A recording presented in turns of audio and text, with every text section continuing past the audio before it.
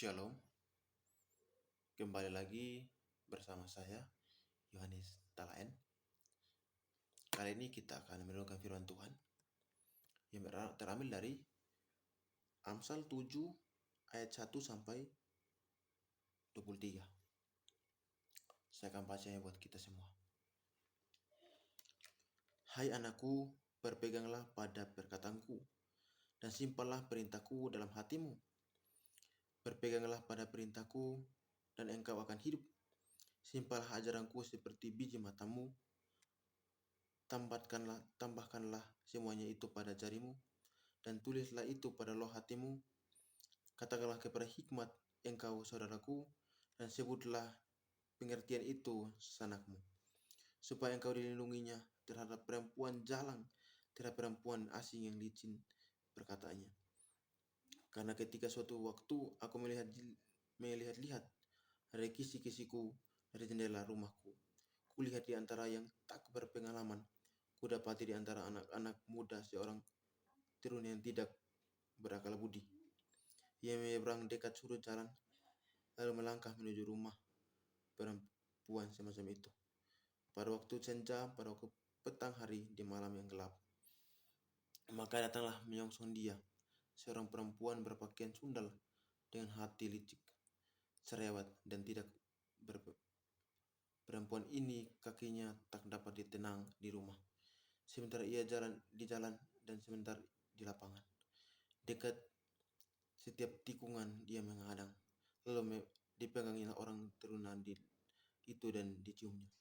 Dengan membuka tanpa malu, berkatalah ia kepadanya, aku harus mempersembahkan korban keselamatan, dan pada hari ini telah kubayar nasar itu.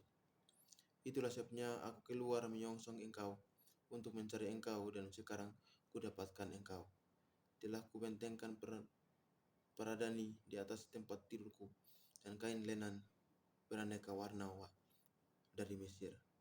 Pembaringanku telah kutaburi dengan mur, garu dan kayu manis. Mari kita memuaskan berahi hingga pagi hari, dan bersama-sama menikmati asmara. Karena suamiku tidak di rumah, ia sedang dalam perjalanan jauh. Sekantong uang di bawahnya, ia baru pulang menjelang bulan purnama.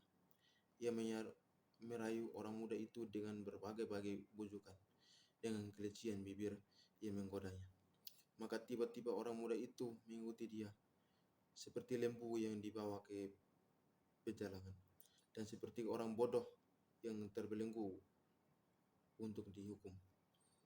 Sampai anak panah menembus hatinya, seperti burung dengan cepat menuju perangkap dengan tidak sadar bahwa hidupnya terancam.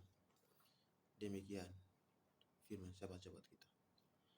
Nah, tema yang saya ambil adalah godaan dan kenikmatan sesaat. Apa itu seks bebas? Ini adalah jalan menuju neraka. Mengapa mereka menyebutnya seks bebas? Karena mereka melakukannya seperti tanpa cinta, moralitas, atau komitmen pernikahan.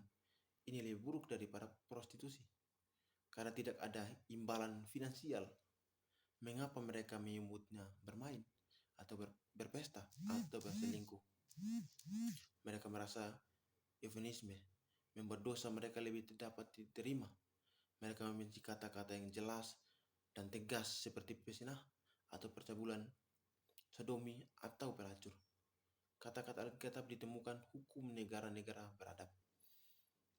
Seluruh dunia berbohong kepada Anda atau kepada kita tentang konsekuensi dari seks di luar nikah. Benci kebohongan mereka, benci gaya hidup mereka, benci film dan musik mereka. Tuhan dan Salomo telah memperingatkan kata ganti feminisme. Dia adalah wanita asing, pezinah dan pelacur dari Amsal pasal 7 ayat 6 sampai 23 telah memperkenalkan subjek dosa kepada putranya. Amsal 7 ayat 1 sampai 5. Salomo menggambarkan seorang pria muda yang dirayu untuk berzinah oleh seorang wanita yang licik. Dia kemudian menyimpulkan dengan pemohon kepada anak-anaknya untuk mempertimbangkan bahaya yang mengerikan. Dalam Amsal 7 ayat 26. Pikiran Simpson dan akhirnya hidupnya mengerikan. pikiran Daud dan konsekuensi yang menyakitkan untuk bersinah dengan Batseba. Pikiran Salomo hanya pria terkuat seperti Yusuf yang dapat menahan godaan kuat dari pezinah.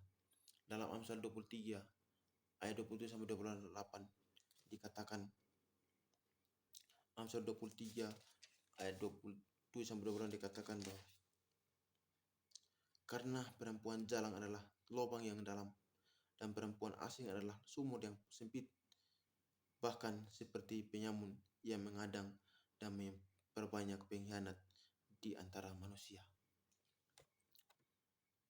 Pezinah tidak bisa membujuk atau menyakiti kita atau Anda jika kita atau Anda pernah memikirkan atau mendekatinya. Semoga memberkati kita. Tuhan Yesus memberkati. Shalom.